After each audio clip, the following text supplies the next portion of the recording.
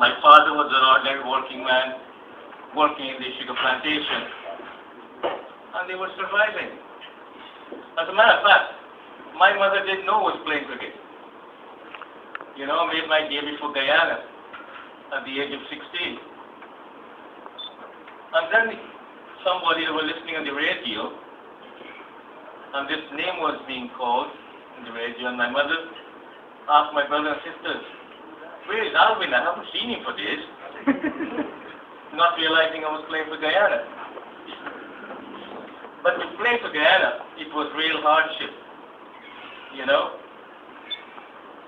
I was being picked to play for Guyana. That was the good part. But then the difficult part was growing up in the village. How do I get to Georgetown? There was no money. And my mother had to borrow money from the shopkeeper to pay as an interest. And she borrowed $10. $3 to catch the bus in the morning at 4 o'clock. Then another $3 to catch the ferry. And then you have to go by train another 3.5 hours. All the money finished. And I got to this Georgetown border.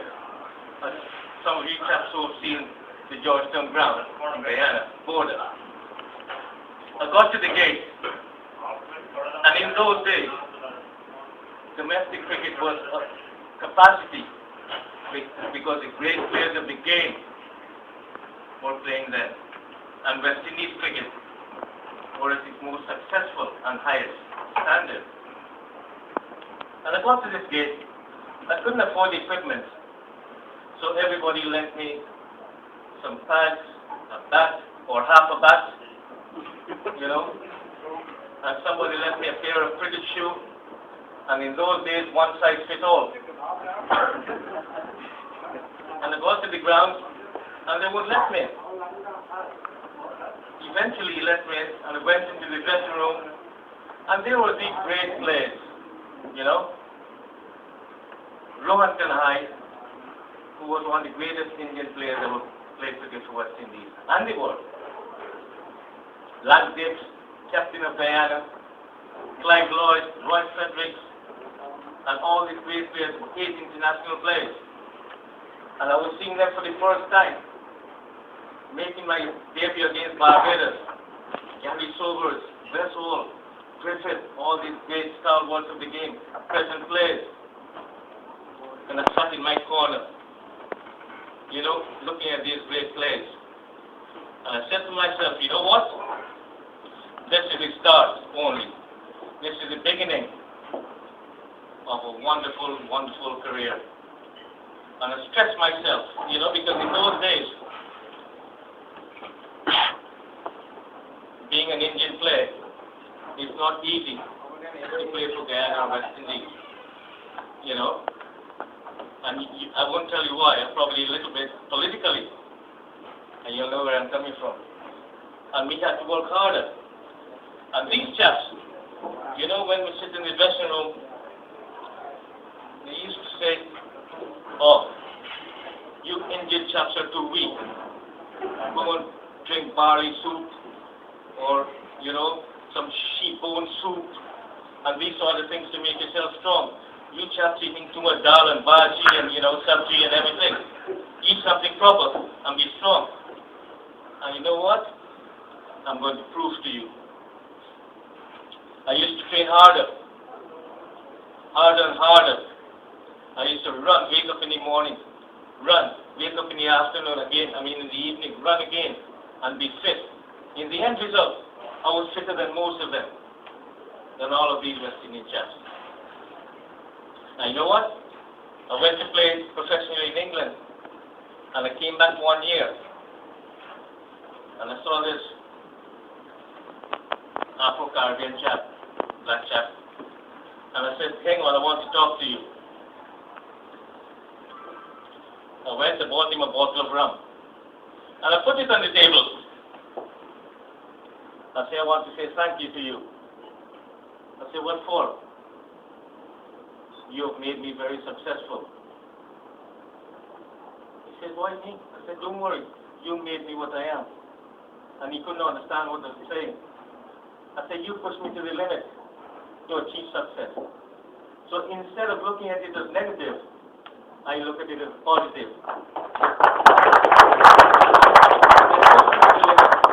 To achieve success. And to play in that great side for such a long time, I know to have all these role models playing for West Indies. Sir Gary Sobers, Rohan Kanai, Lance Gibbs, and these were real strong and stubborn men. They had a lot of West Indian pride. As a matter of fact, I remember my first tour was a West Indian play to England. Prior to the first test match, I scored 400 in a row against counties. And I was scoring 110, 120. And in the evening, we had to drive back to London from a place called Nottingham. As I was going in the bus, I was laughing with somebody. I was making a joke with a fellow called Roy Frederick. And then Lance Gibbs said to me, what are you laughing at? Go and sit down at the back. And when you get to the hotel, I want to see you. And I was wondering, what have I done wrong? I can't remember if I've done anything wrong. And I went to the back of the bus, and I was wondering now, 4 hours, I was wondering what I've done wrong. And I got to the hotel, and he was at the bar. And I went to him and said, you wanted to see me, sir? I said, yes. Go and get me a whiskey and ginger and get yourself a drink, and then I'll talk to you. And I was nervous. I was frightened. And I got him his drink, and then in those days I didn't drink. But I saw these men drinking this big, English people, they drink the pints of beer. And there was, fortunately for me, there was a big bloke near to me when I was ordering.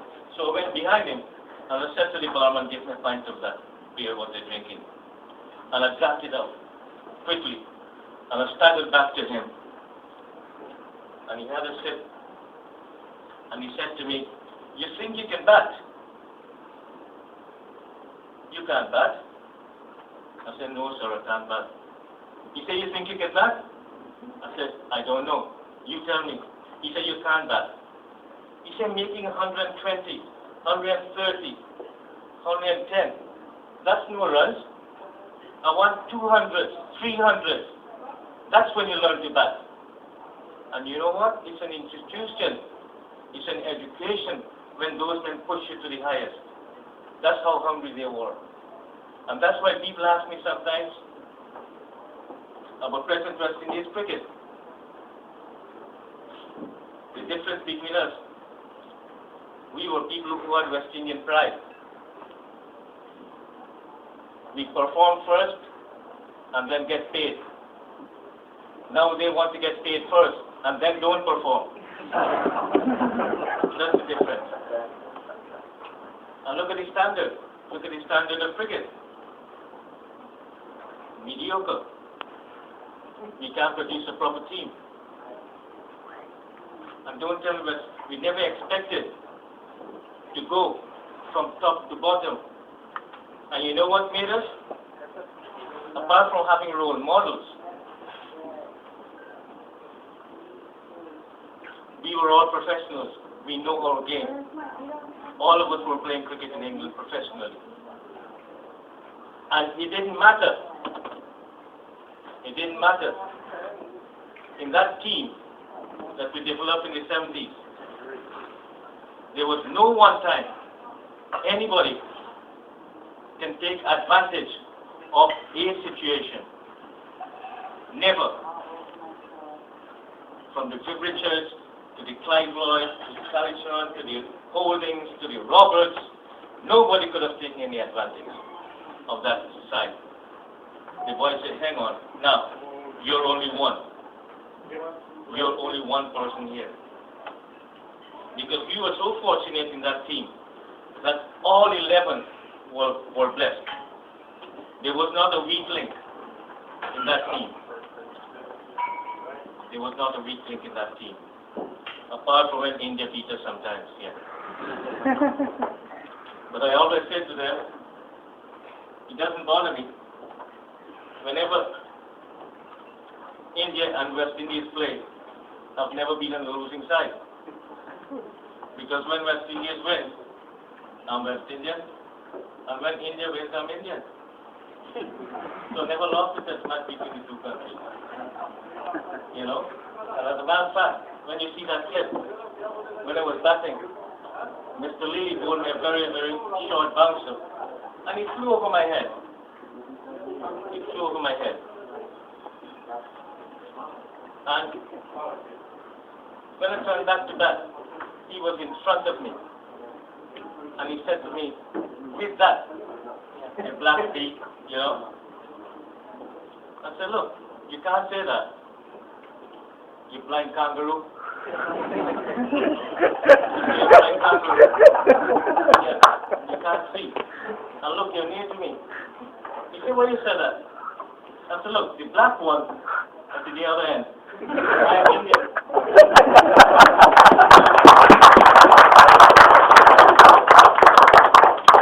At the end of the over, Roy Felix came to me. And he said to me, "What did he say?" I said, "Nothing much. He said, I was you."